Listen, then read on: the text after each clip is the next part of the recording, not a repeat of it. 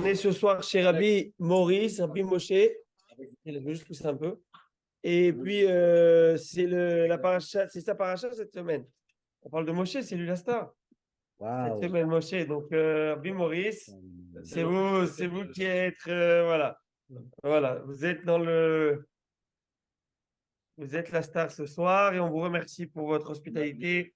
Ce shiur va être considéré comme une Chanukah Tabayit, d'une certaine manière, parce que Chanukah Tabayit, ça veut dire l'inauguration de la maison. M. Gabé a déménagé ici, pour ceux qui me suivent sur le Zoom, a déménagé ici il y a quelques jours, quelques semaines. Et j'ai l'impression que le quartz vient d'être installé. Il est tout neuf, il brille. Il brille, donc voilà, c'est là. On est, je crois, les. Et c'est vrai que c'est important de faire Hanouka Tabaït. Hanouka Tabaït, c'est quoi cette idée de Hanouka Tabaït? L'inauguration de la maison. C'est. Est-ce que c'est considéré comme Seudat Mitzvah ou pas? Attendez, Baruch Ata Adonai Elohim Melech Haolam She'akol Echaim, oh là là, c'est bien. Je vais rajouter un peu d'eau tonique. Parce que là, déjà, je sais pas commencer, je ne sais pas comment terminer. La brasse chez alcool. Exactement. Chez alcool, tarbocol. Ouais, l'alcool. Alors, à Botaï,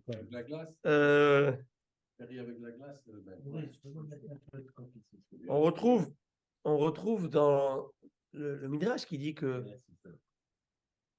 pourquoi Dieu a mis Shabbat. Bon, Shabbat, c'est le 16e jour de la semaine qui correspond au repos d'Akadosh Baruch Hu après la création du monde. Mais le Midrash, il dit que c'est comme ça, il dit le Midrash. C'est comme une personne construit une maison et dès qu'il a construit, il veut inaugurer la maison, il fait un repas. Il fait une théouda. Et bien Hachem, il a construit le monde, la maison, l'univers pour les êtres humains. Et à la fin de la construction et de l'édification, c'est-à-dire le 6e jour, à la fin, Shabbat, c'est la Seuda du Shabbat.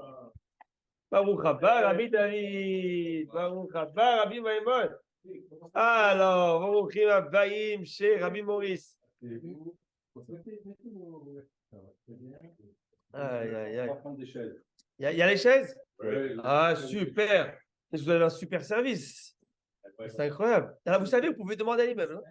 Vous appelez les cas de sécurité, on m'envoie les chaises, vous amènez les chaises. Oui, c'est ce qu'on fait tous les Shabbats quand on a du monde, il amène les tables et les chaises. Bien sûr, toujours. Ouais. Moi, je vais demander, amène-moi la voiture. Bon, il n'y avait pas de voiture. Mais j'ai oublié que je n'étais pas en Floride. Mais ouais, j'étais avec les chaises qui les amènent. Alors, ça fait bon. Ça sert. Zatashem. On va palmer déjà, ça me fait du bien. Si j'ai un problème, je suis Maurice. Prendre Zatashem. La même chose. Alors, Rabbi David, comment ça va? Hein? Allez.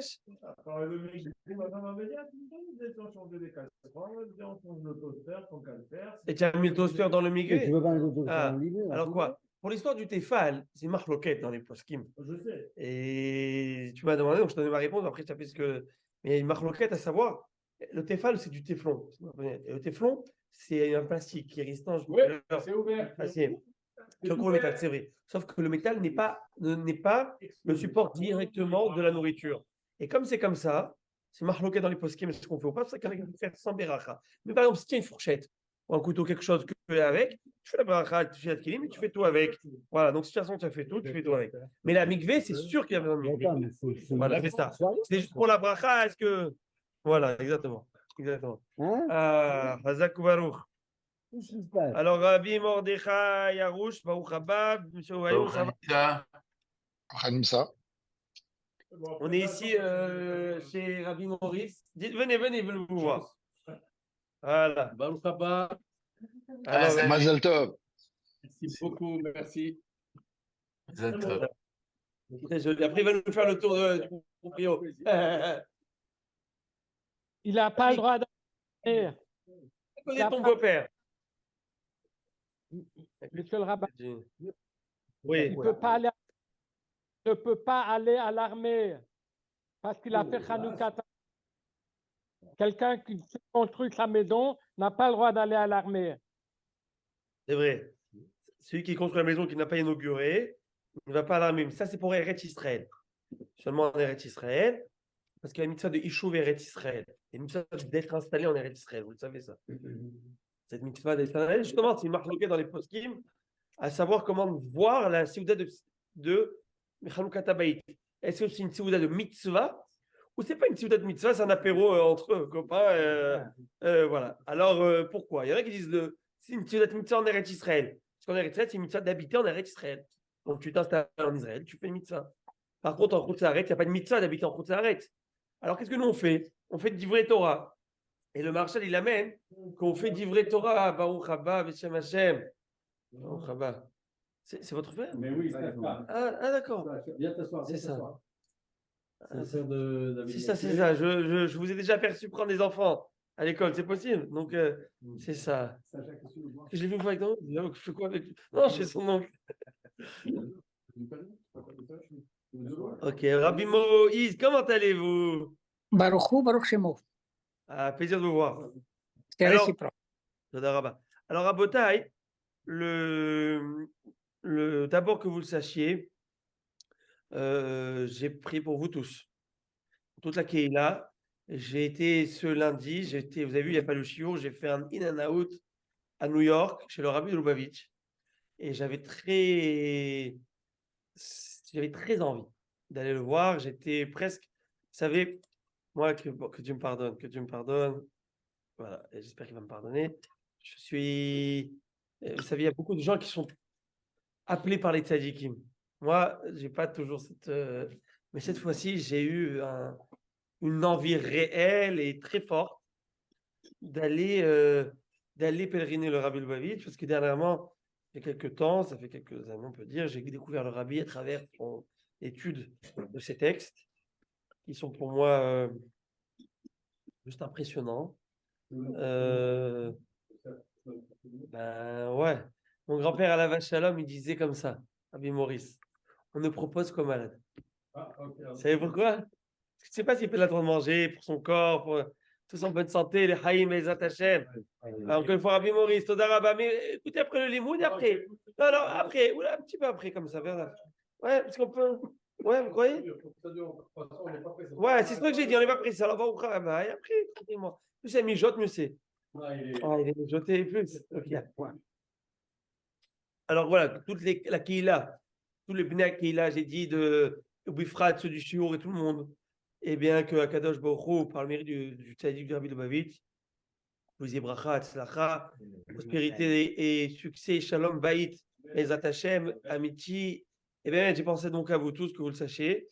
Et je disais que le Rabbi, c'est une figure et il a éclairé le monde. Et on le connaît beaucoup par les Shluchei Chabad, par tous ces gens Chabad qui sont affiliés au mouvement Chabad et qui sont affiliés au mouvement Chabad en voyant leur Rabbi comme leur Admour, l'Admour de Lubavitch, le Rabbi Lubavitch. Mais alors, au-delà du bien qu'il a fait au monde juif, et à part ça, de manière générale, le Goïm allait chez lui. Mais quand tu rentres dans son étude, et très souvent, j'allais dire presque, c'est presque grotesque, mais on s'arrête au We want Mashiach now. Ça veut dire que Mashiach, bien sûr, on veut tous Mashiach. Il a poussé au maximum parce que plus tu es métzapé au Mashiach, plus tu espères Mashiach, et plus tu l'invites à venir le Mashiach. Si tu invites quelqu'un, viens au shiur, viens ce soir, viens, là, il va venir, il va pas te dire non. Ouais, tu dis, quoi qu'il y en a qui disent non, mais tu dis, tu dis le Mashiach, tu l'invites, il va être là. Le Rabbi, c'est ce qu'il a voulu faire.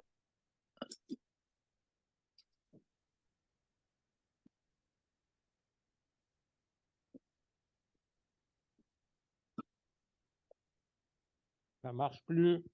Il est en panne.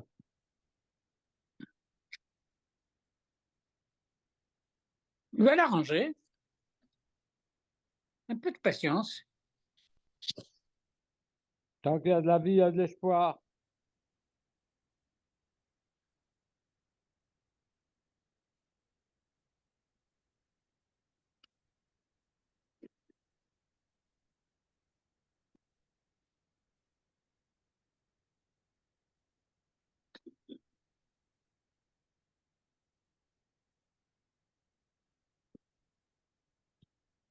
Il sait peut-être pas qu'il est en panne avec nous. Un de vous devriez l'appeler. J'ai pas son téléphone, mais appelez-le. Il croit pas qu'il est en panne.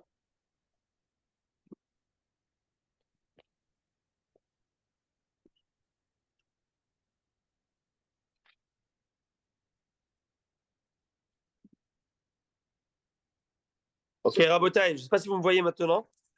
Je me suis re-rentré. Voilà, Ouais, je suis on rentré t'a par ma on t'a perdu quelques minutes. Voilà, il y a eu un problème. Maintenant, vous allez bien entendre, je pense. Ok, alors, ce que je disais, c'est que la vie, lorsque vous lisez une sira, eh bien, tu vas voir les références en bas. Aujourd'hui, on fait un travail exceptionnel pour retrouver les références. Et il y a 50, 60, 100, 200 références des fois. Tu te dis, mais Ribono Shalom, comment c'est possible? Quand je dis référence, c'est pas du Chumash et du Rashi, ça n'arrive pas là. On parle du Babli, Tami de Bavel, Tami Yerushalmi, Tzika, Zohar, Mechilta, Khatidou, Tanya, de tout. De tout, mamash. Et tu te dis, Ribono Shalom, avec tout le monde, il écrivait 500 lettres par jour. Papa d'un rap, ça fait 1 million d'années là. Tu te dis, je sais pas si c'est légende ou, tu parles du rabbi que vous avez connu, j'imagine, avec qui ont été le voir, qui ont été qui ont reçu et 500 lettres par jour, il répondait, et bon, ça veut dire 500 lettres, quand il a le temps d'étudier, à part les chassidus. Et il était debout ou assis, et il faisait sa sikha pendant 2 heures, 1 heure, 2 heures, 3 heures. Et les gens, il y avait des gens qui écoutaient, qui entendaient. Alors, pendant les jours de profane, comme en hall, ils enregistraient avec des dictaphones, mais pendant le Shabbat, il n'y avait pas. Et le Shabbat faisait son fabrigen et son limoud. Et ben, il y avait ce qu'on appelle des chosrim. C'est des monstres, les gars. Ils retenaient tout. Il y avait 3-4, parce que l'autre, il n'a pas retenu, je rappelle. Et il réécrivait tout après moi, Shabbat, il lui donnait les feuilles, et lui, il a rangé une petite chose. Pour vous dire. Et dans ces drachot, dans ces irots, et parfois, ils posent des questions qui sont chat, tu te dis, mais comment ça se fait que j'ai pas pensé avant à ça? Et là, il était clair, et je sens que la pizza a prévu. Et là, qu'est-ce qui se passe? Il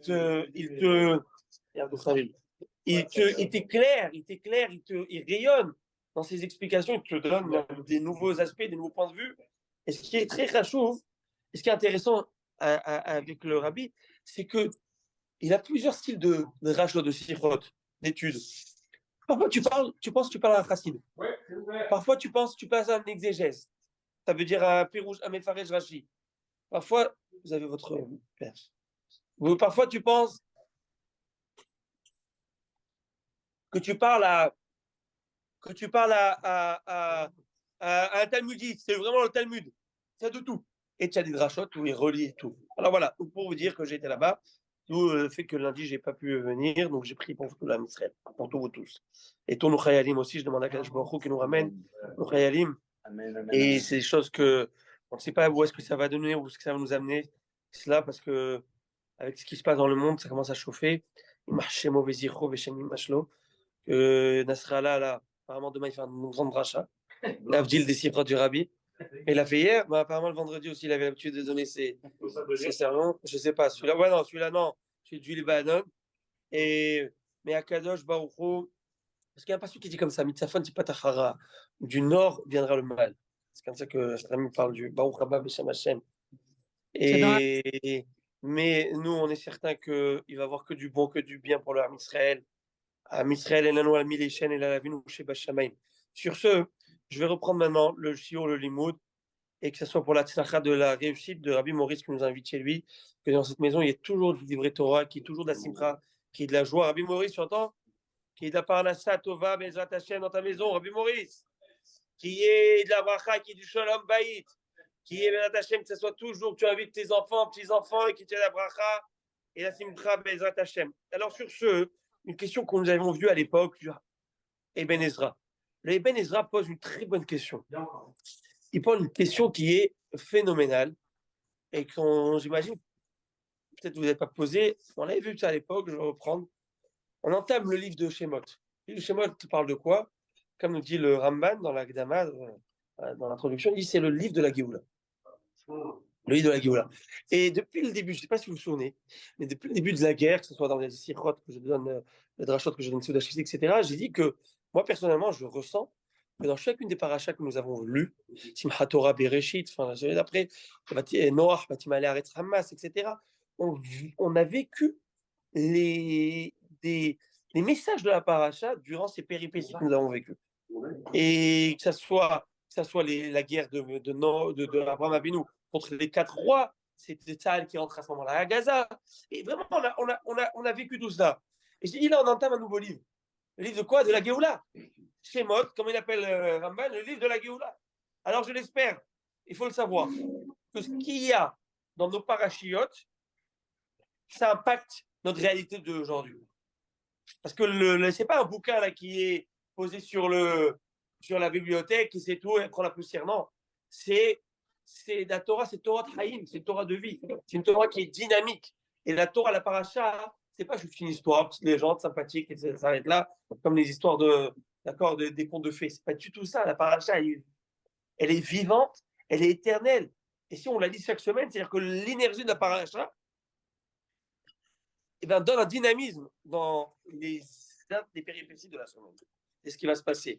Et bien, Rabota, au début de la semaine, on n'a pas eu, c'était pas facile. Shemot, c'était pas simple. Mais à la fin de Shemot, vous le savez très bien, c'est quoi la fin? La fin, c'est quoi? C'est la sortie, libération d'Égypte. On sort d'Égypte. Beyad Rama, ou Bnei Israël le Sim, Beyad Rama, on sort la tête haute. La tête haute, la tête comme il faut. Et qu'est-ce qui se passe? À la fin du livre de Shemot, c'est la construction du Mishkan.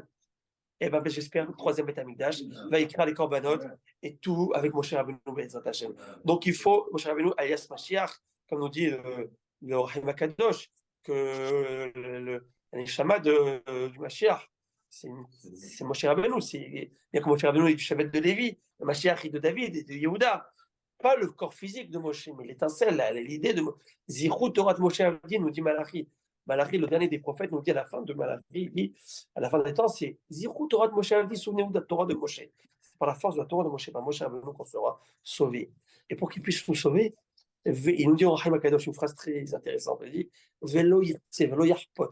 Il ne désirera pas Mashiach libérer des gens qui sont batlanim et Torah, qui sont des chômeurs de Torah, qui ne suivent pas la Torah, qui n'ont rien à voir avec la Torah. Aujourd'hui, on voit dans l'homme Israël, c'est malheureux, on a payé un prix cher, mais on voit un réveil.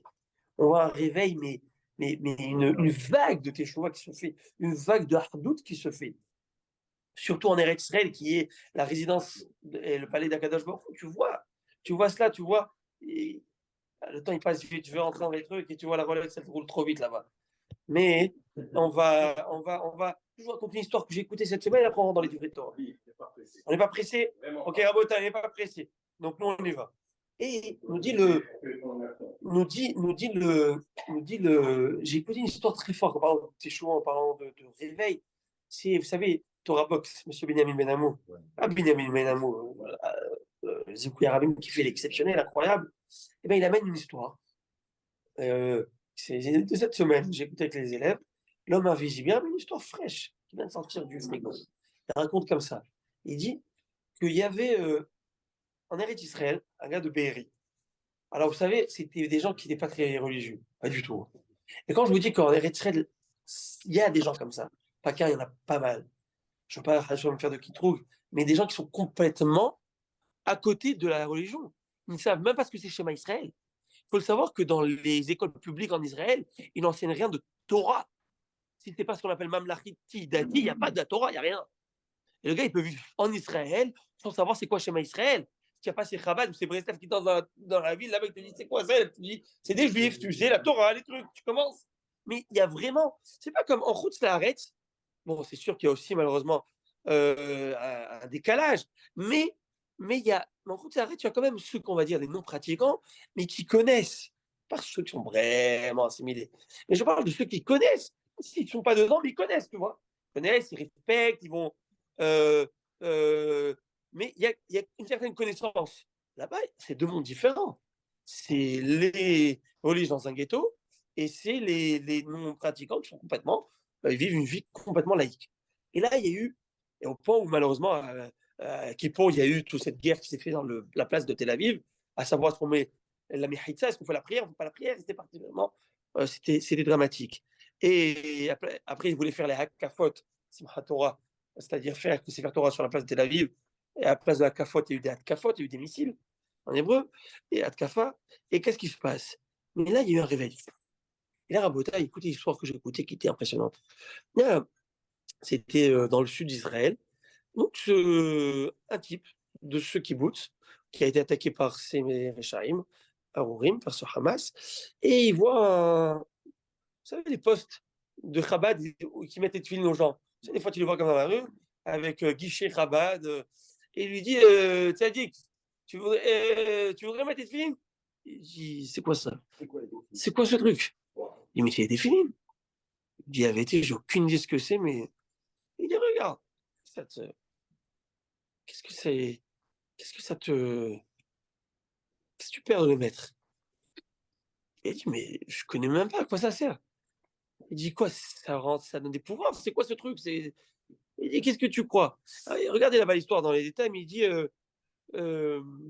qu'est-ce que tu voudrais, pour revoir là-bas ce qu'il avait dit, mais est-ce que tu voudrais être avec?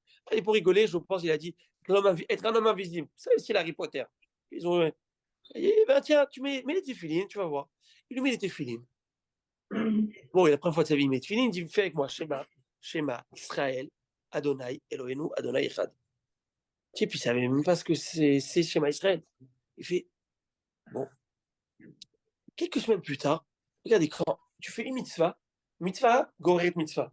Une mitzvah, quand Ben Israël fait une mitzvah, que l'on veut ou non, il réveille quelque chose en lui, qui est dans son subconscient.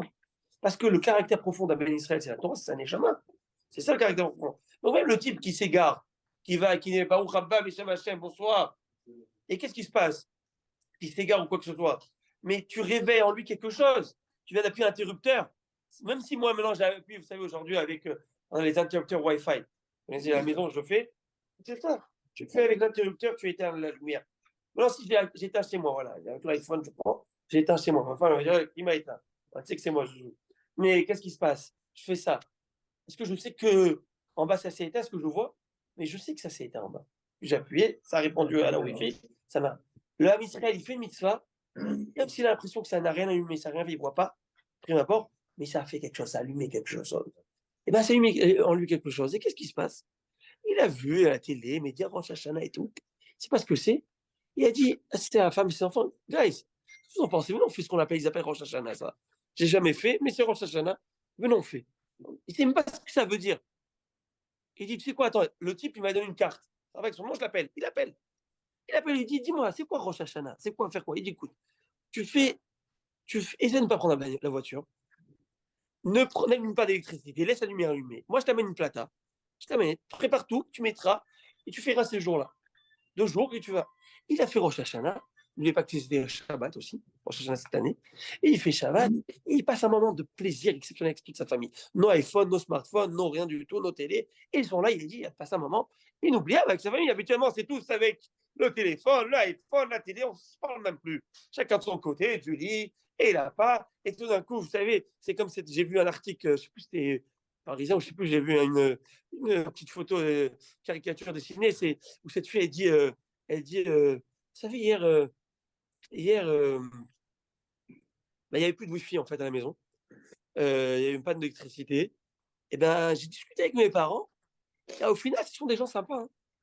Mes parents. Ouais. C'est-à-dire les enfants aujourd'hui, à part ceux qui ont la tête sur les épaules et qui gèrent leurs enfants, hein, mais il n'y a plus de communication, il n'y a plus rien. Il y a un problème, intergénérationnel. Le type, quand il prend son téléphone, il est comme ça en train d'appuyer les touches. Et son enfant, elle a 7 ans, elle pirate des sites déjà. De quoi tu me parles? Et tu veux, viens, on va faire ci, viens, on va faire ça, on va faire du jardinage. Pourquoi tu me parles? Laisse-moi sur Fortnite et sur MSN. Il y a ma mâche tout le temps, il y a ce choc-là. Alors il a dit, moi j'ai profité, j'ai passé un Shabbat exceptionnel, j'ai passé un moment incroyable. Moi je parle, mais vous pouvez manger, hein. Mais vous répérez. Et qu'est-ce qui se passe? Ils ont aimé l'expérience. Après, il y avait Kippour.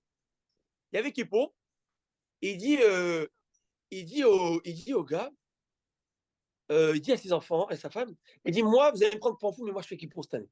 Moi, je ne mange pas. Non, vous savez, vous prenez un type qui fait rien, laïque, goy, style, il n'y a rien. Il dit, je fais Kippour. Il dit, que le grand bien te fasse. Et elle dit, allez, faites, essayez de faire avec moi. Ils ont fait. Bon, c'est sympa. Et elle dit, écoutez, la fête de Rosh Hashanah, c'était bien. Mais l'on fait, ils m'ont dit que ça s'appelle Simchat Torah. On fait la même chose. Rabota, ils font Simchat Torah. Et vous savez ce qui se passe, Simchat Torah? Ah ouais. Ils rentrent. Ils écoutent D'accord. les sirènes. Bon, les sirènes, ils ont l'habitude des sirènes. Ils habitent en base des rods. Pour eux, c'est monnaie courante. Ils vont même plus au mamad dans les sirènes. C'est l'habitude. Et ils vont à quelques minutes et ils s'arrêtent. Moi, j'étais à Sderot chez un ami pendant qu'il y avait ça. Je vous assure, ça fait peur. Je vous assure, c'est une panique. Et je ne sais pas comment les enfants là-bas, ils font pour grandir normalement. Je me rappelle que Hachem leur a donné. C'est pas normal. Vous savez pas le trauma que ça crée. Les abris de bus, c'est des abris de missiles. Les cours d'enfants, la cour d'enfants où ils s'amusent dans l'école, j'étais voir. Ils mettent des immenses piliers, Baruch Haba Rabidan, des immenses piliers avec toute une carapace en béton et en fer spécial béton armé pour pas que les missiles ne tombent pas dedans. Il faut voir, c'est tout un lachat. Mais en tout cas, et il raconte qu'il était dans cette maison, dans sa maison, et là il écoute il écoute des tirs d'armes automatiques. Il something wrong ici. Il rentre dans le mamad, il rentre dans l'abri et il s'enferme. Et là, il prie à Kadosh Baruch Hu.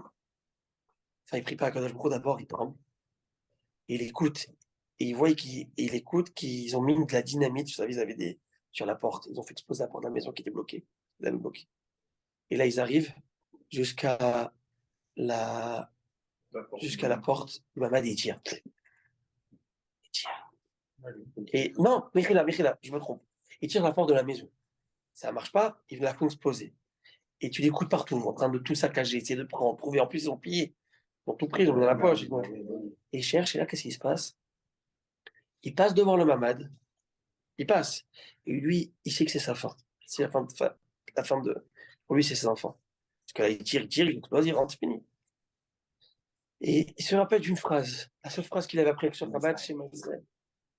S'il te plaît, aide-moi. Aide-moi. Pour voir la vidéo, c'est touchant. Et là, il la rend beaucoup mieux que moi. Et là, il prend sur lui tout ce que vous voulez. Et vraiment, il passe devant la porte, et comme si c'était un homme invisible. Il ne voit pas la porte. Il passe devant, et rien, et il sort. Il reste plus de 25 ou 28 heures dedans. Les petits biscuits qu'ils avaient dedans, ils attendent. Ils ne font rien. Ils attendent jusqu'à quand Hayal. Parce qu'au début, le Tzahal arrive. Au début, ils ne croyaient même pas que c'était Tzahal. Ils voulaient être sûrs que ça soit Tzahal. Je crois qu'ils nous ont fait sortir. N'est-ce pas? Et là, c'est pas terminé. Il ressort après quelques semaines, etc. Il sort et il retrouve. Il a décidé. Et là, il retrouve. Ce monsieur, il le voit derrière et il se tourne. Il dit, hé, l'homme invisible. Alors, ça t'a aidé la mitzvah ou pas? Wow. Sans savoir quoi, qu'est-ce que. Regardez l'histoire. Moi, les Chachamim nous disent, plus que tu penses que la Torah nous dit, mais Chachamim explique comme ça, plus que tu penses que toi, tu observes le Shabbat et que tu gardes le Shabbat, c'est le Shabbat qui te garde. Le Shabbat te garde. La Torah et les mitzvot te gardent, te protègent. Il n'y a pas un homme qui a fait Torah et mitzvot qui a perdu à cause qu'il a fait Torah et mitzvot. Par contre, il y a des milliers d'hommes qui n'ont pas choisi la voie de la Torah et mitzvot et qui ont perdu parce qu'ils n'ont pas choisi la Torah. Il faut savoir que nous, on est différents des goïms. Le goïm n'est pas conditionné par aucune observance de Torah et mitzvot. Il n'a rien. Il fait ce qu'il veut, un bon samaritain et shalom à Israël. Nous sommes conditionnés par ça. Tu ne peux pas dire à Kadosh Baruch Hu, tu sais quoi, moi je suis un goy, tu sais quoi, vas-y. Moi je suis un goy, et laisse-moi faire ma vie.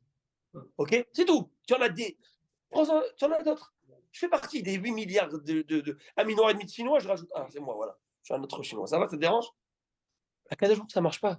Si tu as ton fils te dit, papa, je ne veux plus te connaître. Ça ne marche pas, mon gars. Tu vas me connaître, tu vas me connaître. Même où tu ne vas pas me voir, tu vas voir que je vais être là-bas. Il n'y a pas. On peut divorcer d'une épouse, traditionnellement. Mais on ne peut pas divorcer de son enfant. On ne peut pas divorcer de son père. Il y a le lien du sang qui est là. Académiquement, il est là. Alors maintenant, on va rentrer dans l'histoire d'Aparacha. Et après, Bezat Hashem, notre Gemara, parce que nous, on est vers la fin de la Gemara. On est, comme vous le savez, page 58. Il nous reste jusqu'à Samerdaï, jusqu'à 64, pour terminer après 480 de Maseret Brachot Bezat Hashem. Voilà, que nous avons étudié. Mais, parlons de la Paracha. Fameuse question du Ben Ezra. Les Ben Ezra posent une question incroyable. Il dit, si je vous parle de l'image, l'emblème, la personne qui vous marque dans le judaïsme, c'est qui? Celui qui a infléchi l'histoire du judaïsme. Alors bien sûr, on a les innovateurs du monothéisme, Abraham Avinu, Yitzhak, les patriarches. Mais celui qui a créé la nation juive, j'allais dire, c'est Moshe Rabbeinu. C'est Moshe Rabbeinu qui a créé, qui était là, qui a formé, qui s'est occupé, qui a sorti l'homme Israël d'Égypte, de l'exil, qui a donné un Nevi'im. Ça fait partie de nos 13 émounotes, principe de foi qu'on doit avoir, à réanimer Amin, Bemouna Shlema, que Moshe Rabbeinu, il a donné un Nevi'im, et parmi les maîtres des Nevi'im, et il n'y aura personne d'autre, même Mashiach Tzidkenu, qui arrivera très bientôt, B'ezrat Hashem, il est moins que Moshe Rabbeinu, il faut le savoir. Moshe Rabbeinu, ça donne un Nevi'im. Et Moshe Rabbeinu et Ben Ezra, il amène ça, le Rabbi Yaakovson, il amène cette idée, et il dit, et Ben Ezra pose une question, il dit, je ne comprends pas. Moshe Rabbeinu, lui qui va nous donner la Torah, il va monter dans le ciel 3 fois, 40 jours, plein de sacralité, d'esprit, il nous amène tout l'âme Israël à recevoir la Torah. Nous étions au 49e degré d'impureté, il nous amène au 49e degré de Kedusha. On s'attend de lui qu'il a vécu dans une maison, la maison de Baba Sali, la maison de Raphaël Kanevski, la maison de Rabbi Lubavitch, la maison du Baal Shem Tov, dans la maison de Rav Papa, dans la maison de Ravina, de Ravashi, de Rabbi Donassi. On s'attend qu'il a grandi dans une maison de Tzadikim. Son père, c'était le Gdalador. Son père, Amram, c'était le Gdalador. C'est le grand de la génération, oui ou non? D'où je le sais que c'est le grand de la génération? Son père. Mais d'où je le sais que c'est le grand de la génération? Vaikar Ish mi bet Levi, et bat Levi. Il y a un homme avec un H majuscule de la tribu de Lévi qui s'est marié avec la fille de Lévi. Shkonada. C'est le père de Moshe. Hachim nous dit, le père de Moshe Rabbeinu, qui a accepté la Torah, la remontrance de sa fille qui avait 5 ans. Pourquoi? Quand Pharaon a décidé de faire l'infanticide et de tuer tous les mâles nés qui vont naître, tous ceux qui vont naître, tous les garçons qui vont naître, hop, à la mer, au début, il a fait ça discret. Il a dit, c'est comme un peu Hitler, on l'a fait discret, ni vu ni connu, ok, tous dans les chambres à gaz. Et puis après, il voit que ça ne marche pas, parce qu'une explosion démographique, il y a un baby boom qui se fait avec les Israël. Vayakom el Hadash, Asher lo yadat Yosef. Dans un instant, on va venir, on va s'expliquer toutes ces choses. Asher lo yadat Yosef, il ne connaissait pas Yosef. Marloket Rav et Shmuel, c'est-à-dire quoi, il ne savait pas Yosef. Mais il y a un Kliakar qu'on va amener plus tard, qui explique c'est quoi, il ne connaissait pas Yosef. Mars Paro, il n'a rien compris à l'histoire. Lui qui a connu vraiment Yosef, il n'a pas compris le message de Yosef. On va comprendre dans un instant, c'est-à-dire quoi. Dans un instant, je vais expliquer, c'est le Kliakar qui me donne une très belle explication. Mais avant ça, Paro, il dit ici, on tue tous les garçons. Donc il appelle les chefs des sages-femmes, Shifra et Poa, qui sont Myriam et Yochevet. Il va dire, écoutez, tous les garçons, tu les tues comme ça. Maintenant, il faut le savoir que Paro, c'était, moi dans Sota, il nous dit, Paro, c'était le chef des obstétriciens et de l'ordre des obstétriciens. Le type, je ne sais pas comment il savait comment savoir si c'est un garçon ou une fille, avant qu'il y ait aujourd'hui ils appellent ça Doppler, comment ils appellent ça? L'échographie, aujourd'hui, tu sais, aujourd'hui tu fais 3D, mais tu peux tout savoir. Comment ils appellent ça? Doppler, ouais. Comme ça, tu vas et tu sais exactement, il te donne toute la tête. Des gens qui voient déjà comment il est enfant, en tout cas. Paro, il dit, s'il tourne comme ça, s'il est né comme ça à l'envers, c'est un garçon. À la Makomté qui sort de la mer, vous le tuez. Ni vous ni connu, ni vu ni connu, vous dites mort-né. Mort-né. Plus à l'époque, l'hygiène, c'est pas comme aujourd'hui. Ok. Alors, et Shifra et Pora, va te hayena et taïladim. Ils étaient là, il était Elim, Hachem, même s'il doit mourir. Par hasard, il devait mourir cet enfant, parce que je sais pas, il avait le cordon Shalom entouré, fais qu'il vive. Je supplie Hachem, je t'en supplie, fais qu'il vive, cet enfant. S'il devait vivre, s'il devait être handicapé, Shalom ou triso, que Dieu n'en ce que tu veux, qu'il sorte bien en bonne santé, ils vont dire à cause de nous. Va te hayena et taïladim. Vaillard, Paro, il a vu que quoi? Que les méalédotes ne font pas ce qu'ils lui demandent. Il va les appeler, Vaillard, Slam Batim, il va les enfermer dans des prisons. Un pied rouge, deuxième pied rouge, Vaillard, Slam Batim, il dit, c'est Hachem qui leur a fait des bâtiments. C'est quoi des bâtiments? Des dynasties. Quelle dynastie? Cohen, Lévi, Israël. Cohen descend de Yocheved, parce qu'il y a les Lévi et le Cohenim qui descendent de Aaron Cohen, sa fille, et Myriam, elle s'est mariée avec Nachshon, qui est de Yehuda. Yehuda, c'est la Malchut David Ameler. Ils ont gagné le fêté qu'ils ont fait vivre les enfants, au contraire, ils ont eu Eux, ça y est pas, ils ont fait ça. Pas crainte du ciel qu'on va tuer ses enfants. Jamais de la vie. Ils l'ont fait par amour. Quand je dit, tu as fait par amour. Tu t'es dépassé. Parce que eux, ils auraient pu, en fait, les tuer. Pourquoi? Ils ont ici un gun sur leur temple. Ils ont le sniper sur eux. Tu fais pas ce qu'on te demande, tu te prends une balle. Donc, ils peuvent se dire, tu sais, notre vie ou la vie d'un nourrisson, c'est quand même dans le ventre, je m'occupe pour.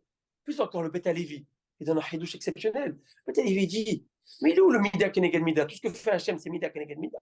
C'est vrai ou pas? Toutes les 10 macotes, c'est mesure pour mesure. Tu as fait ça, tu reçois ça. Vous n'avez pas laissé les enfants d'Israël se doucher. Et bien, vous allez voir Tzfardéa, Kinim, les poux, vous allez voir ce que c'est la souffrance, les poux, les boutons, vous allez voir ce que c'est. Vous n'avez pas laissé Israël profiter de la lumière, vous êtes dans leur chef. Vous n'avez pas laissé tout ce qu'ils ont fait, Mida Keneged Mida.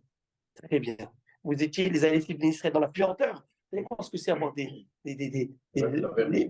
la vermine, d'avoir les Tzfardéa, quand même, les grenouilles qui ont putrifié, qui se sentaient mauvais. Vous allez voir tout ça. Ils accouchaient par 6 enfants. En plus, Israël, Parou, Vaïshrito, Veirbo, Vaïatmo, Bimod, Meod, Vatimale, Aretotam, 6 fois. Balatourim, il amène 6 selon le Pasouk. 6, alors Blair et Nara, vous imaginez 10 accouchements comme à Bnebrak, ça fait 60 par famille, parce que c'était au moins comme Bnebrak, n'est-ce pas? Donc, Vatimale, Aretotam, avec des kipotes partout. Le problème, c'est que les kipotes étaient aussi au cinéma et au théâtre. Midrash nous dit que le ministre Israël était bâti quelques saot, ou théâtre haute. Le problème, c'est que à Ben Israël, ça doit être au Beth Midrash. Sauf qu'ils ont pris toutes les places quand l'Égyptien venait voir le IMAX, venait voir le cinéma, et ça, c'est pris avec des juifs. Ils ont loué toute la session. Ils ont pris tout le truc. Alors, c'est quoi ça? Moi, je vous ai amené ici pour voir le cinéma ou quoi? Il faut aller. Je rentre pas dans le cinéma, c'est notre problème. Maintenant, on avance.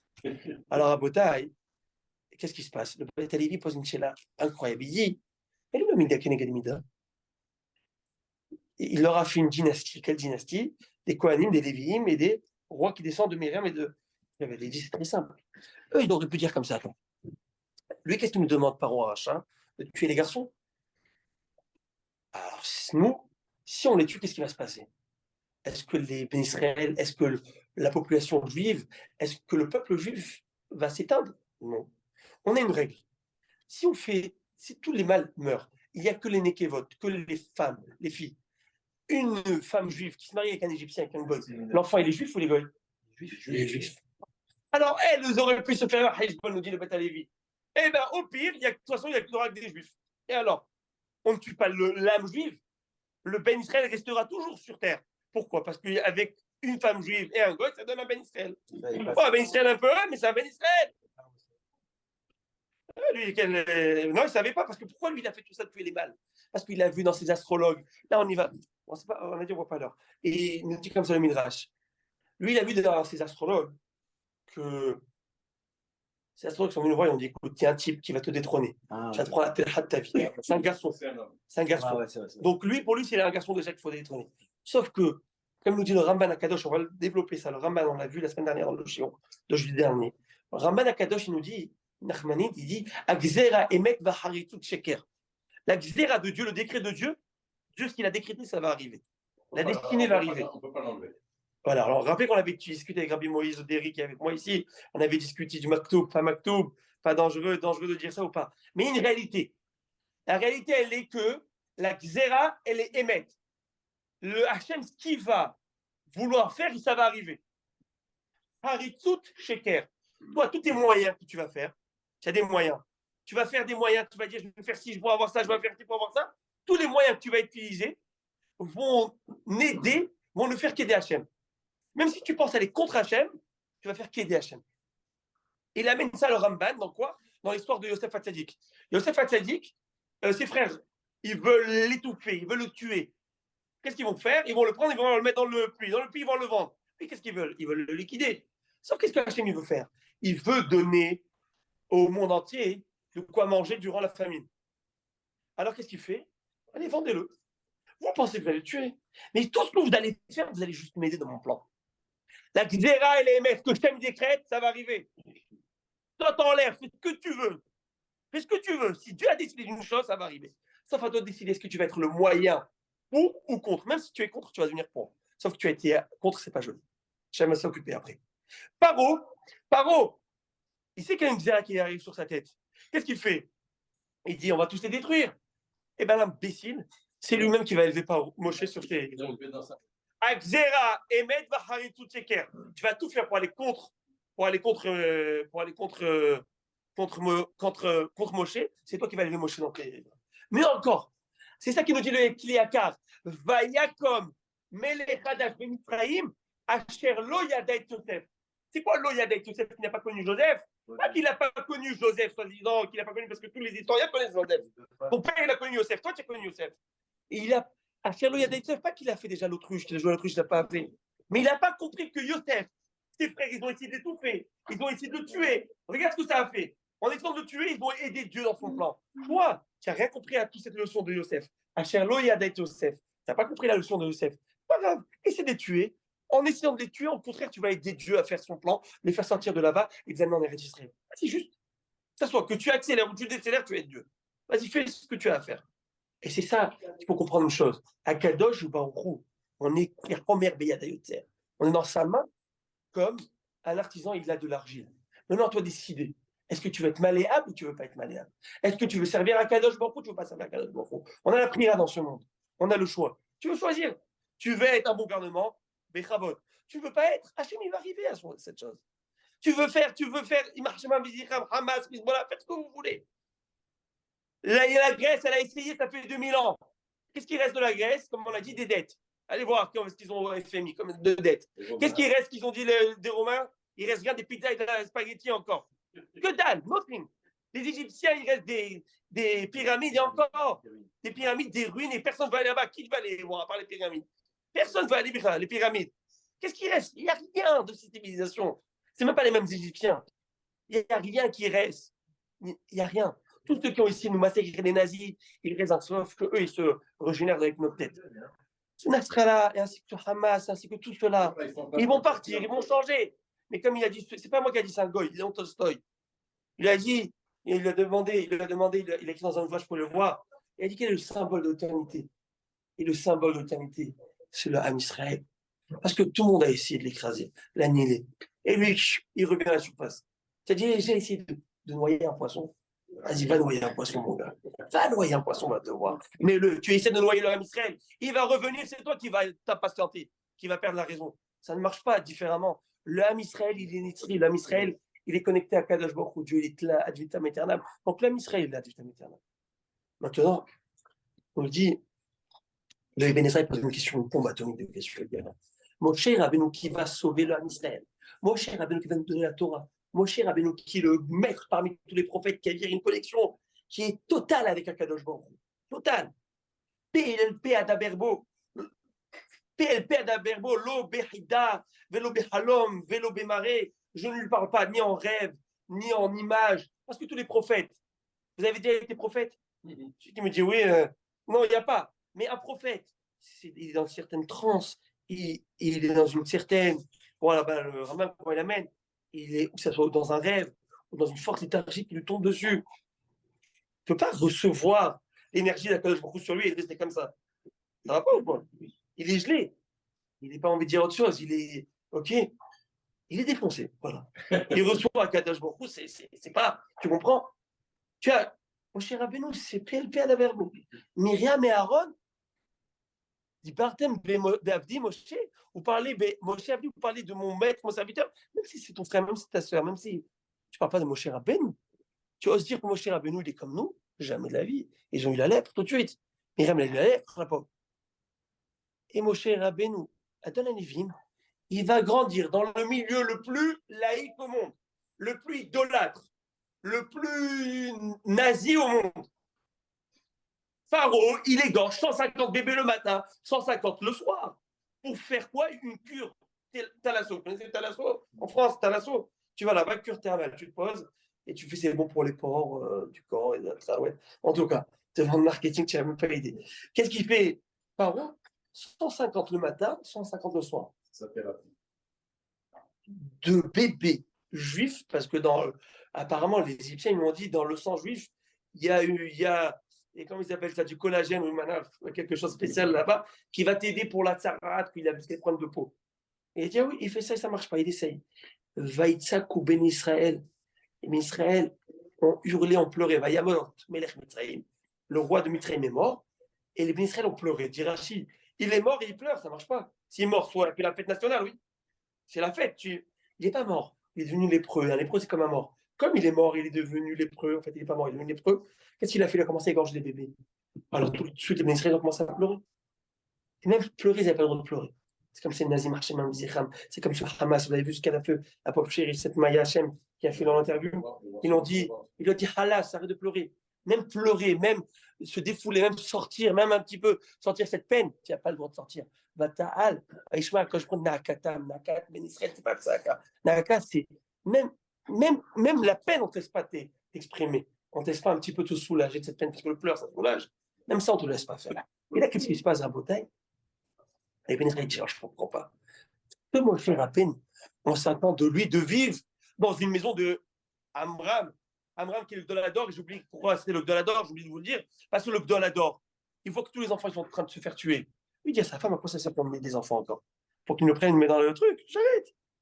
Je ferme ça s'arrête là. Alors, ouais, je ne vais pas rester avec toi à la même chambre, etc. On divorce. Mais calmement, on va chez le notaire, tranquille, on fait bien. Sa fille, elle l'a critiqué pour ça. Papa, ta mère, Myriam lui dit, mais papa, Zeratra Kacha Michel Parot, sérieux, elle a 5 ans, la petite, 5 ans. T'imagines, toi, un bon Marocain, ta petite 5 ans, tu fais le temps, tu lui dis, ça va pas ta tête. C'est qui papa ici? Tu dis ça à papa?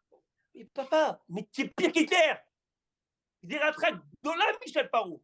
Hitler, Parot, il tue que les mâles, que les garçons. Toi, tu tues aussi les filles parce que tu ne donnes pas naissance aux filles. Bon, tu sais si tu vas avoir une fille ou un garçon? Il écoute ça, comme dit Rambam, je le dis souvent dans le Shiur, Kabel Ahemet Misha Amara. Quand tu reçois du Hémet au visage, même si ça ne te plaît pas ce Hémet, même si la personne qui te dit, alors là, elle est loin d'être fidèle à ce Hémet qu'elle vient de dire, elle est loin d'avoir raison, et surtout tu ne peux pas te la saquer, te la voir, cette personne. Mais c'est Hémet ce qu'elle est en train de te dire. C'est true, c'est vrai. Kabel Ahemet, accepte. Calme-toi un peu, baisse le caquet, accepte. Quand il y a du Hémet, il y a des gens qui sont prêts de perdre leur vie. Il ne faut pas dire my bad, I'm sorry. Sorry, j'ai fait une erreur. Que ça soit dans le Shlom Bayit, que ça soit avec les collègues, que ça soit tout ce que tu veux. La fierté de l'homme, la fierté mal placée de l'homme. L'homme, il est fragile à son niveau. Parce que l'homme, il vient du Kisakavod. L'homme, il vient du Kavod. Il vient du Klagava. Il vient de sentir que je ne fais pas d'erreur. Ouh, tu ne fais pas d'erreur. Tu peux faire des erreurs. Sauf que de dire sorry, j'ai fait une erreur, c'est dur. Et je le dis pour nous, c'est pas, mais pour nous, les Marocains, c'est encore plus dur. C'est encore plus dur. Le côté patriarcal, vous savez, il faut mettre de côté, il faut dire sorry. Heureusement, la génération se modernise de plus en plus. J'espère qu'il n'y a pas de femmes. En tout cas, qu'est-ce qui se passe? Alors, à Botaï, ça prend tir ce soir. Alors, qu'est-ce qui se passe? Il écoute sa fille. Ah, va jouer au bi. Mais elle a raison, celle-là. Elle se marie, et il se remarie avec elle. Entre-temps, je vous la fais juste pour la parenthèse, pour l'anecdote, mais on revient dans notre sujet. Mais Yocheved, elle n'a pas perdu le temps. Elle est partie se marier avec Parnach. Comment il dit le Pasouk? Avec sa femme Ben Parnach. Elle a eu 2 enfants. Elle a des médailles, des demi-frères de Moshe Rabbeinu, qui sont mais plus tard devenus des Nevim. Ça n'a pas été, c'est pas grave, ils ont divorcé, puis s'est remarié avec Moshe Rabbeinu. Mais elle n'a pas le droit. Alors c'est une bonne question, ben, comment c'est le Midrash? Je pose cette question. On dit, mais les Malachim ont dit à Dieu, quand ils l'ont vu monter en haut, rappelez que prendre la Torah, les Malachim ont dit c'est qui tu-là? Prendre la Torah. Qu'est-ce qu'il dit les Malachim? Ben Ilod. Qu'est-ce qu'un fils de femme, Ilod Isha Osaï? Qu'est-ce qu'un fils de femme fait ici? Les Ramis disent, soit un fils de femme, un fils de femme qui a été divorcé, qui est remarié, qu'est-ce qu'il faut ici? C'est contre la Torah. Réponse, il n'y a pas encore la Torah, de quoi tu parles? Il n'y a pas de Torah encore. Si tu veux, il vient recevoir même les Kabel et ta Torah. Il n'y a pas encore de Torah, il va recevoir la Torah. Il n'y a pas de issue. Donc il s'est marié aussi, il s'est marié avec sa tante. Amram, il s'est marié avec sa tante. Parce qu'on a se marier avec sa tante, c'est un son. Il y a 2 avérotes très graves. Il y a des dizaines d'avérotes très graves. Mais il y a l'avérote qui s'appelle karet. Karet, c'est quoi? Retranchement de l'âme. L'âme est retranchée. Un mec qui mange kippo, retranchement de l'âme. Un homme qui ne fait pas le commande Pessah, il n'y a pas ça aujourd'hui, retranchement de l'âme. Un homme qui va avec une femme mariée, retranchement de l'âme. Un homme qui fait la vodazara, l'idolâtrie, retranchement de l'âme. Un homme qui fait la zoophilie ou des choses comme ça, des bols sexuels, de ce genre, retranchement de l'âme. Mais il y a 2 retranchements où c'est encore pire. Ça s'appelle hariri. Mais c'est dans le retranchement. Mais c'est le top niveau. C'est celui qui va avec sa doda, avec sa tante. Et celui qui va avec sa belle-fille, en tout cas. Et tout cela, c'est karet, hariri, pas de descendance, pas rien. C'est très grave. Écrit dessus hariri. C'est ça qu'aujourd'hui, dans la période de Shemot, Vaïra, Bopéchalach, etc., on se rappelle dans les Shovavim. Shovavim, c'est une période que nous entamons. Cette semaine, on entame une période de tikkun. C'est quoi le tikkun? De correction à tout ce qui est la débauche sexuelle. Débauche de yeux, débauche de la Brit Mila. C'est un moment très fort pour tout ce qui est karet. Il y a d'autres choses. La Vodazara. Et qui fait la Vodazara? À part la Vodazara de l'argent, comme je l'ai dit, in God we trust. Elle gagne God du dollar. Mais à part ça, la Vodazara, personne ne prend une idole ou une statue et dit tu es mon Dieu, tu es mon. Personne ne fait ça comme ça. Il n'y a pas de Yitzhara de la Vodazara. Par contre, la débauche, c'est très grave. Les carettes, c'est ton âme est retranchée. Tu coupes, c'est comme, voilà, c'est un vrai. Les vrais, c'est un. Ah, c'est un vrai? La bataille, je ne sais pas si vous voyez dans le zoom, il y a un arbre ici, vous voyez? Alors, tu es dans un codo et tu es une forêt. Et là, bataille, qu'est-ce qui se passe? Tu es ici, je viens et je coupe là. Maintenant, imaginez-vous, voilà, je coupe. Je coupe, mais il est dans le même endroit, et tout, je coupe. Est-ce que on dit en français l'hydrophile, tout le verre va rester là. Et celle-là que j'ai coupée, est-ce qu'elle va rester vert? Non. Rien du tout, tu rêves. Pourquoi? Mais il est là, je le vois, il est ici. Mais le type, il a encore une barbe, le type, il a ci, le type, il a ça. Comment ça? C'est coupé, mon gars. Il n'y a rien, il n'y a plus. Il s'est coupé de là-haut. Il n'y a plus rien avec là-haut. Est-ce qu'il peut être métaken, ce qui a lieu de s'arranger? Tu vas me dire, oh, ce soir, je sors du show, quelle est l'histoire? Okay, je ne peux plus revenir en arrière, c'est plus rien. La teshuva. Même en carré, tu as teshuva. It's hard, mais il y a teshuva. Quand une personne elle prend sur soi, elle fait tikkunim, elle va essayer de jeûner, elle va essayer de comprendre, elle va essayer de dire, c'est fini avec tout ça. Elle prend des décisions avec des actions. Si une personne elle sait qu'elle est facile de l'œil, eh ben, elle ne va pas se mettre dans une situation où elle sait que où ça va de partout. Tu comprends? Tu dois faire attention à ce que tu fais. Maintenant, on revient à notre question de Eben Ezra. Je n'ai pas terminé cette question parce qu'elle est juste fabuleuse. Eben Ezra, il dit, je ne comprends pas. Alors lui, Moshe Rabbeinu, on attend qu'il vive dans un contexte de religion, un contexte de Brit Mila, un contexte de Bar Mitzvah, un contexte de Bat Mitzvah, un contexte de Shabbat, Mevachim avec des Hazanim incroyables, un contexte de tout ce que vous voulez, Ribono Shel Olam, avec une bonne choulente. Tu t'attends de Moshe Rabbeinu de grandir dans tout ce contexte. Et qu'avec tous ses forces, avec toute cette Yiddishkeit, avec toute cette religion, il va et il ramène tout le Ham Israël. On y va ensemble. Le type, il a vécu chez Paro. Plus goy que ça tu peux faire, plus nazi que ça tu peux faire, il n'y a pas. Et lui, il sort, il a 20 ans, et qu'est-ce qui se passe? Et qu'est-ce qui se passe? Qu'est-ce qui se passe? Qu'est-ce qui se passe? C'est lui qui va sauver l'homme Israël. C'est lui il va voir, il sort du palais, il a 20 ans, il voit un Égyptien qui frappe un juif, un Égyptien qui frappe un juif qui le flagelle, mais des coups de. Oui, il lui dit, hé, qu'est-ce que tu fais? Vaïfen.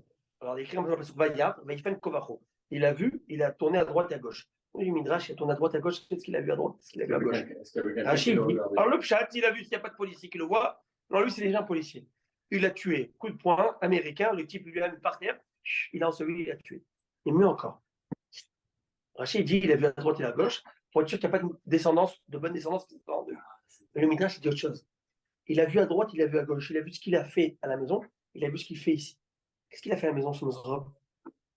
Il y avait une femme. Les femmes dans le Ham Israël, elles étaient pieuses. Elles étaient tsniout. Ils faisaient attention à elles. Même dans la situation la pire. Et elles ne se dépravaient pas. Mais il y avait une femme, son nom, Ahataita ou Pirsema Katouf. Elle s'appelait Shlomit Bat Divri. C'est quoi Shlomit Bat Divri? Comme son nom l'indique, elle s'appelait Shlomit Bat Divri. Et Rami dit, c'est quoi Shlomit? Ça vient du mot Shalom. Divri, Dibour. Elle voyait tout le monde, elle disait pas, elle parlait, ça va, quoi de neuf, tu vas bien? Rien qu'elle parlait. Rien qu'elle parlait. Et l'officier de corvée qui tapait tous les matins, à 4h du matin pour aller travailler dans les pyramides, eh bien, il lui dit, comment ça va? Je vous fais un petit espresso? Et parle avec lui, tu parles, tu tartines.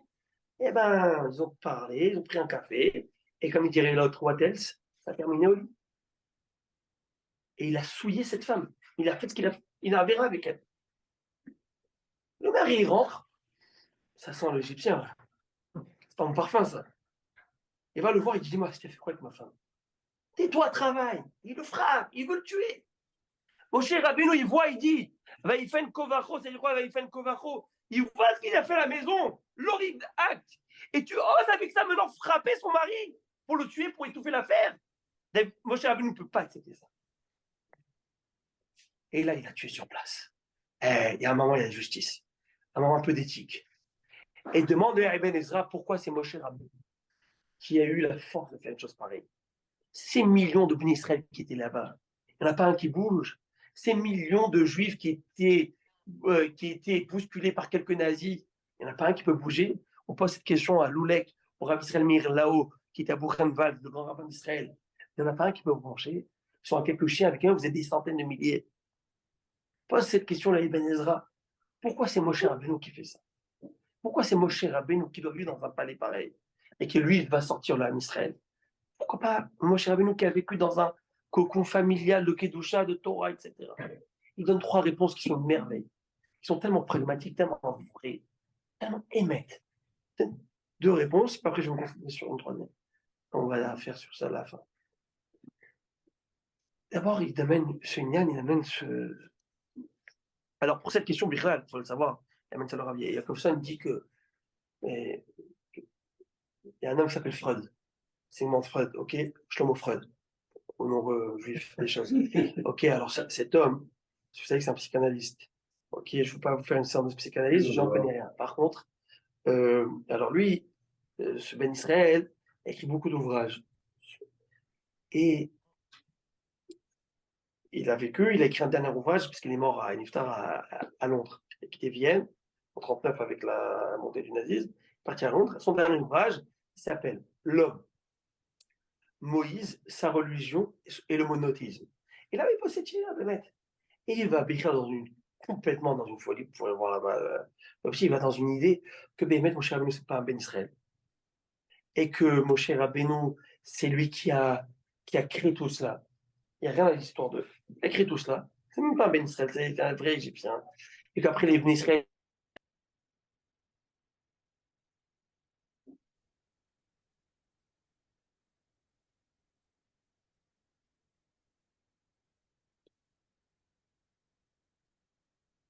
Perdu de nouveau.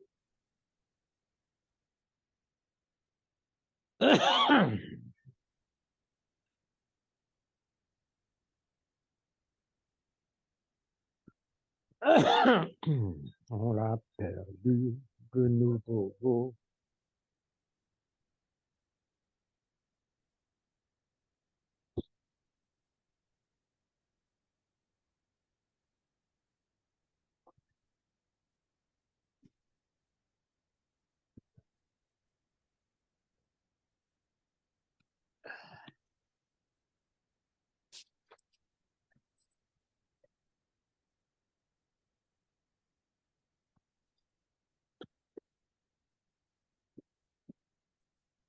Monsieur Harouche, Oui, parlé de Shifra et Poua. oui, Vous savez que la gematria de Shifra, c'est 5585. Première réponse qu'il dit, oui. c'est comment ils mettent. Il dit, et vous pourrez peut-être, on pourrait se reconnaître, retrouver ça. Désolé, on a perdu la vidéo parce que le téléphone est mort de Rav Makiel. Voilà. Ah, Oui, on vous Il dit, avait comme fait. ça, il dit comme ça, le Ibn Ezra. D'abord, il y a une notion de kavod. La psychologie humaine, l'homme, parfois il est très bas d'esprit. C'est comme ça. L'homme il est parfois bas d'esprit. On essaie de se construire, de se bonifier, d'être des meilleurs hommes, des gens avec plus de noblesse. Mais il y a cette notion de en kavod, en navi béhéro. Nul n'est prophète dans son pays. C'est-à-dire quoi?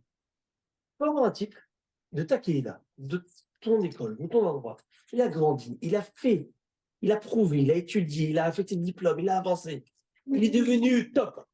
Que ça soit un gadol, que ça soit un chercheur, que ça soit ce que tu veux. Et là, tu as celui-là, lui, il était avec moi à l'école, on jouait au basket ensemble. On s'amusait Ok, Oui. ok, ensemble. Il est devenu Dalada en fait, hein. Il est devenu Tamitrasa, il est devenu. Là, malheureusement, il a du mal à voir quelqu'un gravir les épaules. Il est obligé, peut-être j'aurais pu, mais moi aussi. Alors, il va tout de suite. Tu vas voir cette fameuse tata ou cette tati ou cette grand-mère. Eh, moi, je me change de la couche quand j'étais petit. Ah, je me rappelle, oh, les bêtises qu'il faisait à l'école. C'était un mauvais garnement. Ah, moi, j'étais avec lui à l'école. Les gens sont comme ça. Mon cher Rabbeinu, tu le vois lui donner la Torah. Et la petite grand-mère sur le côté. Eh, je me rappelle, je lui changeais les couches à lui. Je me rappelle, on s'amusait. Il n'y a pas de prestance. Et pour avoir un Moshe Rabbeinu, il faut avoir une prestance. Pour avoir accepté.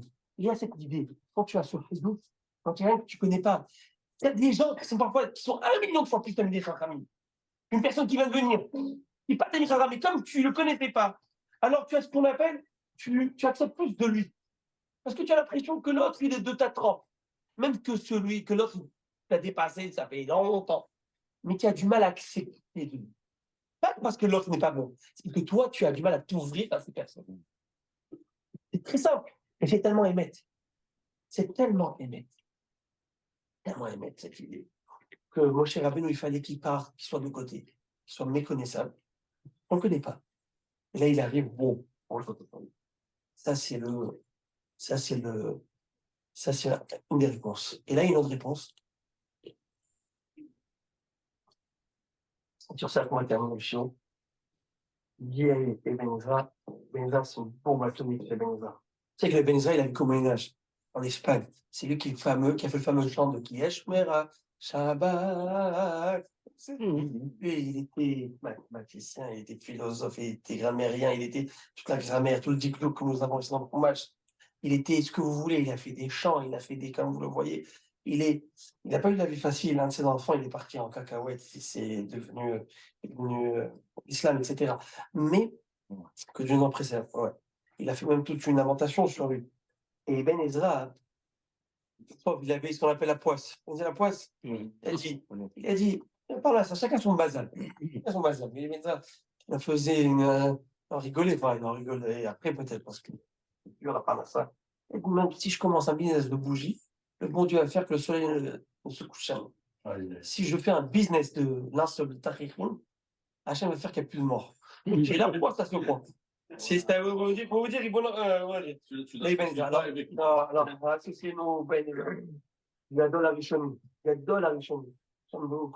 il parle de Rachid, il dit, et le français dit, et le français, en tout cas, parle de Rachid. Et alors, les Ben Ezra, pas facile à comprendre. Et parce que très souvent, c'est la grammaire, c'est des. Alors, il dit comme ça. Il dit, mon cher Rabbeinu, il fallait. On va voir une autre anecdote. Et c'est lui qui a tué les Égyptiens, comme j'ai dit. C'est lui qui va voir Datan et Aviran, deux juifs se frapper, se battre. Il va dire, Rachel Amatakericha, pourquoi tu frappes ton ami? C'est lui qui va voir les notes Midian. Il va voir les filles de Yitro qui vont se faire frapper par des voleurs, violeurs et des abuseurs. Il va aller récupérer. Il prend lui, finalement. Et il dit, vous savez pourquoi? Et les autres, ils sont où dans l'histoire? Et il dit, parce que lui, il a vécu comme un roi. Il a vécu comme un king. Et il n'était pas emprisonné. Pas que physiquement, mais psychologiquement. Le Ham Israël, dit le Ben Ezra, au-delà du physique attaché sur des chaînes, mais ils ont été malheureusement emprisonnés psychologiquement. Vous êtes finis. Vous êtes minable, vous êtes ridicule, vous êtes rien. Vous êtes nothing. Vous êtes à moi. Est-ce que les Égyptiens leur ont fait comprendre, leur ont fait sentir? Alors, personne n'osait se battre contre un Égyptien. Et se sentait les moins que moi. Les Bénézins vont tellement rendre dans cette démarche que plus loin, dans Parashat Béchalar, Morenouzri il a vu ça, mais dans Béchalar, on pourrait voir ça, et dans Shlach Lecha, Ben Israël dit, je ne comprends pas. Les Ben Israël sont sortis armés jusqu'aux dents. Oui ou non? Ils sont sortis, mais armés, mais avec des calaches. Il vient un Paro avec des chars, 600 chars. Je ne comprends pas, qu'est-ce que toi, Paro, tu crois qu'il va faire contre des millions de livres? Mais tu ne peux rien faire. Pourquoi ils font peur? Le Ham Israël est tremblé. Nous dire, Eben Ezra, un serviteur ne peut pas lever les yeux devant son maître. Et c'est pourquoi il n'a pas fait rentrer en extrême. Vous savez pourquoi? Nous dit Eben Ezra, parce que malheureusement, ils n'ont pas la carrure, le charisme, l'audace de se battre contre des rois, parce que malheureusement, ils ont été maltraités comme des prisonniers, et dans leur tête, c'est des prisonniers, pas plus que des esclaves. Alors, il fallait un Moshe Rabbeinu, qui lui n'a pas été élevé comme un esclave, qui lui a vécu comme un king, comme un roi, pour venir avec des idéaux, avec un idéal de vie, avec une noblesse de pensée, avec une sensibilité, et dire, mais quelque chose qui ne va pas là. Tu abuses dans notre peuple, tu as servi cette personne, tu opprimes d'autres personnes, mais elle est où l'éthique, elle est où la morale, elle est où la règle? Et tu ne peux penser à ça que si tu le dis devant les fous. Si une personne est complètement, elle est terrassée, personne, elle est subjuguée par le travail, par le travail d'asservissement. Quand tu veux qu'elle parle, tu parles de philosophie. Demain, comme il a dit Rav Israël là-haut, Amir Israël là-haut, il a dit non, pas ça, non. Et miche de pain, tu veux penser, tu veux me parler de Platon et de trucs, Aristote, je veux rien, je veux manger. Je pense qu'une chose, je crois que je veux me battre avec ce nazi qui vient de manger, il attend de bouffer 3 kilos de viande, mais je ne fais pas le croire. Je veux qu'un miche de pain, c'est ce que je demande. Et Israël, nous dit le Ibn Ezra, c'est qu'à ce moment-là, il était renfermé dans cette prison psychologique. C'est des ravadim dans notre tête. La canole d'Oron nous devient intégrée. Elle est rabelle pour Rim, elle a méchant. On profite de tous les bons. Chacun, on est bon. Il peut être emprisonné de son travail. Il peut être emprisonné de ses addictions. Il peut être emprisonné de chacun de son travail, avec son problème dans la tête. Chacun avec ses problèmes. Il faut savoir s'affranchir de ça. Parfois, on a du mal à faire ça. Mais comment? Le seul possibilité, le pouvoir, il n'y a aucune autre. Tu vas faire les thérapies, tu vas faire le rehab, ce que tu veux. Mais cette Torah Kedosha, c'est le rehab. Cette Torah Kedosha, elle te donne toutes les balises. Comment t'en sortir? Comment faire? Que faire? Et Moshe Rabbeinu, il fallait demander à Moshe Rabbeinu, qui vivait comme un king, pour pouvoir avoir des idéaux d'un king. Et aujourd'hui, nous, à Israël, à Temtioulim, à Mlechet Kohanim, Vegol Kadosh, Yakadosh Baruch, vous êtes Bani Matem Hashem Klechem. Je vous ai sorti d'Égypte, et maintenant je vous ai donné cette Torah. Et vous avez donné une Torah, grande à la Torah, on est des rois. Et si on est des rois, tu peux être un Olulu, tu peux être qui tu veux. Tu ne perds pas ton identité. Un fils de roi, ça reste un prince où il est. Alors, on reste toujours avec ses idéaux, Amen. avec cette Amen. envie de s'attacher à Kadosh Baruch Hu. Amen et Amen. Hazak.